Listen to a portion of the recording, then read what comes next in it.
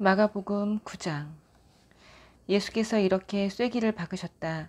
이것은 믿을 수 없는 훗날의 이야기가 아니다. 여기 서 있는 너희 가운데 그렇게 되는 것을 볼 사람들도 있다. 그들은 하나님 나라가 위엄 있게 임하는 것을 볼 것이다. 엿새 후에 그들 가운데 세 사람이 정말 그것을 보았다. 예수께서 베드로와 야고보와 요한을 데리고 높은 산에 올라가셨다. 그리고 그들 눈앞에서 그분의 모습이 완전히 변했다. 그분의 옷은 아무리 표백해도 더 하얘질 수 없을 만큼 반짝반짝 빛났다. 엘리야와 모세가 함께 나타나서 예수와 깊은 대화를 나누고 있었다. 베드로가 끼어들었다. 랍비님, 지금은 중대한 순간입니다. 기념비 셋을 세우는 것이 어떻겠습니까? 하나는 주님을 위해, 하나는 모세를 위해, 하나는 엘리야를 위해서 말입니다. 일행과 마찬가지로 눈앞의 광경에 놀란 베드로가 무심코 내뱉은 말이었다. 바로 그때 비처럼 환한 구름이 그들을 덮더니 구름 속 깊은 데서 한 음성이 들려왔다. 이는 내가 사랑으로 구별한 내 아들이다. 그의 말을 들어라. 잠시 후에 제자들이 눈을 비비며 주변을 둘러보니 오직 예수밖에 보이지 않았다. 산을 내려오면서 예수께서 그들에게 비밀을 지킬 것을 엄히 명하셨다. 너희가 본 것을 아무에게도 말하지 마라. 그러나 인자가 죽은 자들 가운데서 살아난 뒤에는 말해도 좋다. 그들은 죽은 자들 가운데서 살아난다는 것이 도대체 무슨 말인지 몰라 고개를 갸우뚱거렸다. 중간에 제자들이 물었다. 종교학자들은 왜 엘리야가 먼저 와야 한다고 말합니까? 예수께서 대답하셨다. 과연 엘리야가 먼저 와서 인자가 올 때를 위해 모든 것을 준비했다. 사람들이 이 엘리야를 업신여겼고 사람들이 인자도 똑같이 업신여길 것이다. 인자는 성경에 기록된 대로 심한 고난과 천대와 멸시를 받을 것이다. 그들이 산을 내려와 다른 제자들에게 돌아오니 주위에 큰 무리가 보이고 종교학자들이 제자들에게 따져 묻고 있었다. 예수를 보자마자 무리 가운데 반가운 기운이 일었다. 사람들이 달려와서 그분을 맞이했다. 예수께서 물으셨다. 무슨 일이냐? 왜 이렇게 소란스러우냐? 무리 가운데 한 남자가 대답했다. 선생님, 귀신 때문에 말을 못하는 제 아들을 선생님께 데려왔습니다.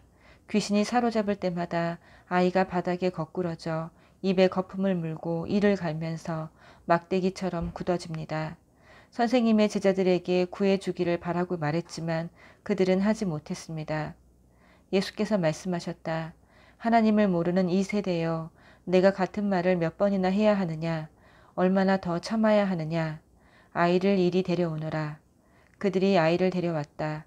귀신이 예수를 보고 아이에게 발작을 일으키게 하니 아이는 입에 거품을 물고 바닥에서 몸을 뒤틀었다.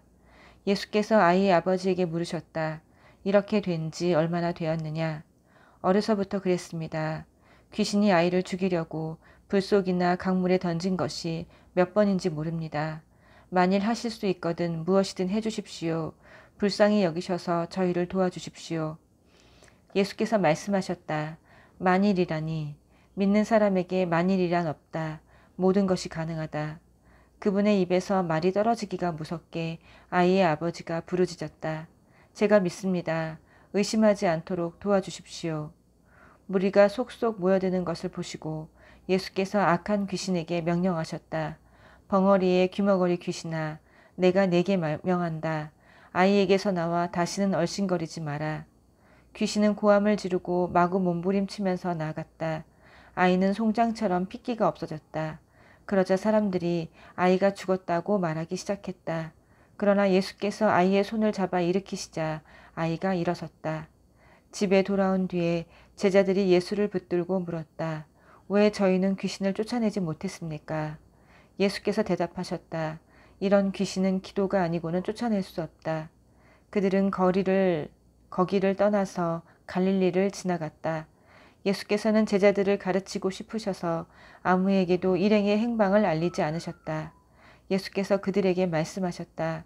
인자는 하나님과 관계하기를 원치 않는 사람들한테 넘겨질 것이다. 그들이 인자를 죽일 것이다. 죽은 지 사흘 후에 인자는 다시 살아날 것이다. 제자들은 무슨 말씀인지 몰랐으나 묻기도 두려웠다.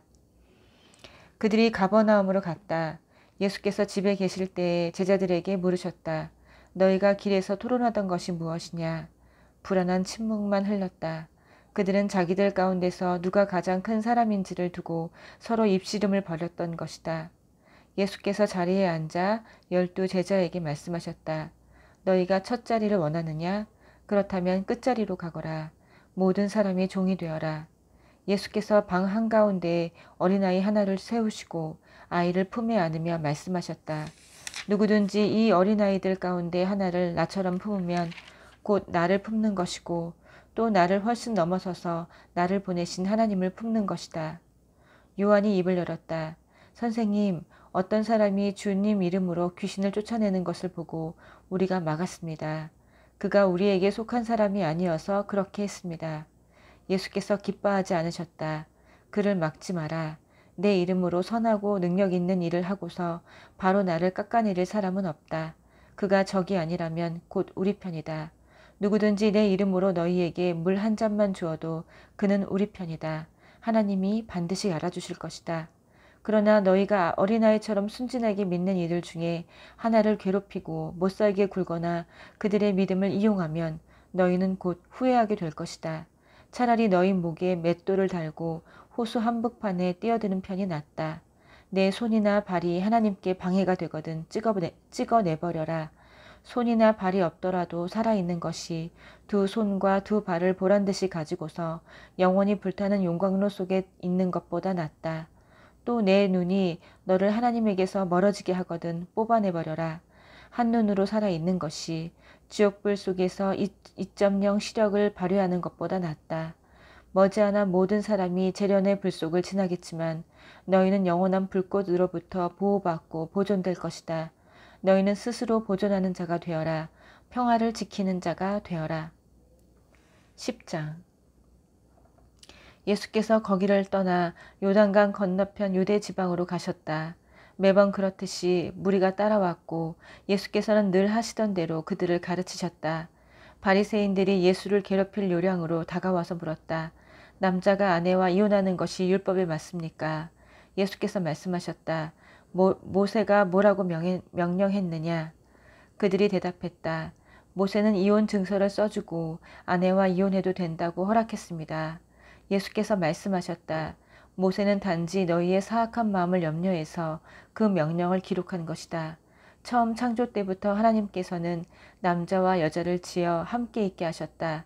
그래서 남자는 부모를 떠나 여자와 결혼하여 한 몸이 된다. 더 이상 둘이 아니라 새롭게 연합하여 한 몸을 이루는 것이다. 남자와 여자의 이 유기적인 연합은 하나님께서 창조하신 것이다. 그러니 누구도 그들을 갈라놓아서 그분의 작품을 모독해서는 안 된다. 집에 돌아와서 제자들이 다시 그 이야기를 꺼냈다. 예수께서 그들에게 단도직입적으로 말씀하셨다.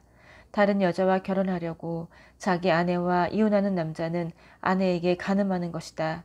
또한 다른 남자와 결혼하려고 자기 남편과 이혼하는 여자도 남편에게 간음하는 것이다. 사람들이 예수께서 만져주시기를 바라며 그분께 아이들을 데려왔다. 하지만 제자들이 그들을 쫓아냈다. 예수께서 노하시며 제자들에게 말씀하셨다. 이 아이들을 쫓아내지 마라. 절대로 아이들과 나 사이에 끼어서 방해하지 마라. 천국의 삶에는 이 아이들이 중심이 되어 있다. 명심하여라. 너희가 하나님 나라를 아이처럼 단순하게 받아들이지 않으면 절대로 그 나라에 들어갈 수 없다. 그러고 나서 예수께서 아이들을 품에 안으시고 손을 얹어 축복하셨다.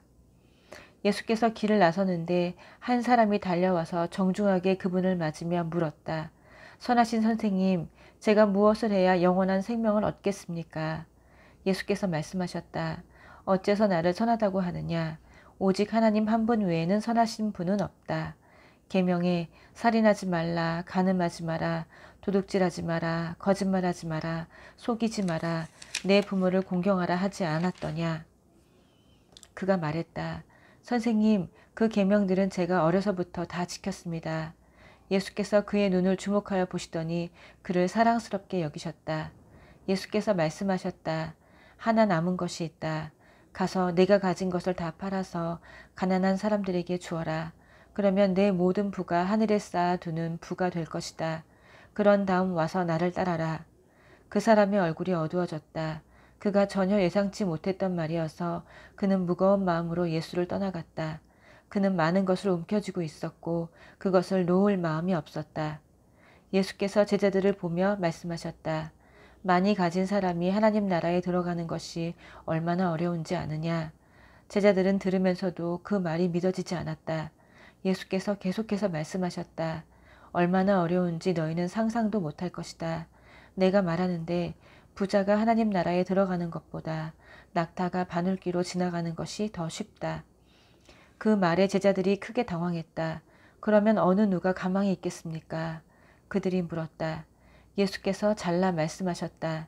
너희 힘으로 해낼 수 있다고 생각하면 전혀 가망이 없다. 그러나 하나님께 맡기면 얼마든지 가능한 일이다. 베드로가 다른 시각에서 이야기를 꺼냈다. 우리는 모든 것을 버리고 주님을 따랐습니다. 예수께서 말씀하셨다. 내 말을 명심하여라. 나와 메시지 때문에 집과 형제자매와 부모와 자식과 땅과 그 어떤 것을 희생하고서 손해볼 사람은 아무도 없다. 그들은 그 모두를 받되 여러 배로 돌려받을 것이다. 다만 어려움도 함께 받을 것이다. 영원한 생명도 덤으로 받을 것이다. 다시 한번 말한다. 이것은 위대한 반전이다. 먼저였으나 나중되고 나중이었으나 먼저 될 사람이 많을 것이다. 다시 그들은 예루살렘으로 향했다. 예수께서 앞장서셨고 제자들은 적잖이 당황스럽고 두려운 마음으로 그분을 따르고 있었다. 예수께서 12 제자를 데려다가 이후에 있을 일을 되풀이해서 말씀하셨다. 내 말을 잘 들어라. 우리는 지금 예루살렘으로 올라가는 길이다. 그곳에 가면 인자는 종교 지도자와 학자들에게 넘겨질 것이다. 그들은 인자에게 사형을 선고할 것이다. 그리고 인자를 로마 사람들에게 넘겨주어 조롱하고 침뱉고 고문하고 죽일 것이다. 그러나 사흘 후에 인자는 다시 살아날 것이다. 세베대의 두 아들인 야고보와 요한이 예수께 다가왔다. 선생님, 우리에게 꼭 해주셨으면 하는 일이 있습니다. 무엇이냐? 내가 할 만한 일인지 보자. 그들이 말했다. 주님께서 영광을 받으실 때 우리에게도 최고 영광의 자리를 주셔서 하나는 주님 오른편에 하나는 주님 왼편에 있게 해 주십시오. 예수께서 말씀하셨다. 너희는 너희가 무엇을 구하는지 모른다. 너희는 내가 마시는 잔을 마시고 내가 받을 세례를 받을 수 있겠느냐. 그들이 말했다. 물론입니다. 왜 못하겠습니까? 예수께서 말씀하셨다. 생각해보니 너희는 과연 내가 마시는 잔을 마시고 내가 받을 세례를 받을 것이다. 그러나 영광의 자리를 주는 것은 내 소관이 아니다. 그것과 관련해서는 다른 조치가 있을 것이다. 다른 10 제자가 이 대화를 듣고 야고보와 요한에게 분통을 터뜨렸다. 예수께서 그들을 불러놓고 바로잡아 주셨다. 하나님을 모르는 통치자들이 얼마나 위세를 부리는지, 사람들이 작은 권력이라도 얻으면 거기에 얼마나 빨리 취하는지 너희는 보았다. 너희는 그래서는 안 된다. 누구든지 크고자 하면 섬기는 사람이 되어야 한다. 너희 가운데 누구든지 첫째가 되고자 하면 먼저 종이 되어야 한다. 인자가 한 일이 바로 그것이다. 인자는 섬김을 받으러 온 것이 아니라 섬기러 왔다. 포로로 사로잡힌 많은 사람들을 살리기 위해 자기 목숨을 내어주려고 왔다. 그들은 여리고에서 얼마 동안 머물렀다. 제자들과 사람들의 행렬이 뒤따르고 예수께서 그곳을 떠나시려는데 디메오의 아들인 바디메오라는 눈먼 거지가 길가에 앉아 있었다. 그는 나사렛 예수가 지나간다는 말을 듣고는 소리치기 시작했다. 다윗의 자손이신 예수여, 불쌍히 여겨주십시오. 저를 불쌍히 여겨주십시오. 많은 사람들이 그를 조용히 시키려고 했으나 그는 더 크게 소리쳤다. 다윗의 자손이여, 불쌍히 여겨주십시오. 저를 불쌍히 여겨주십시오. 예수께서 가던 길을 멈추셨다. 그를 불러오너라. 그들이 그를 불렀다. 오늘 운이 좋은 줄 알아라. 일어나거라. 예수께서 너를 부르신다.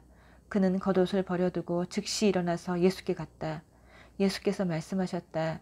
내가 어떻게 해주면 좋겠느냐. 눈먼 사내가 말했다. 라삐님, 보기 원합니다. 가거라. 예수께서 말씀하셨다.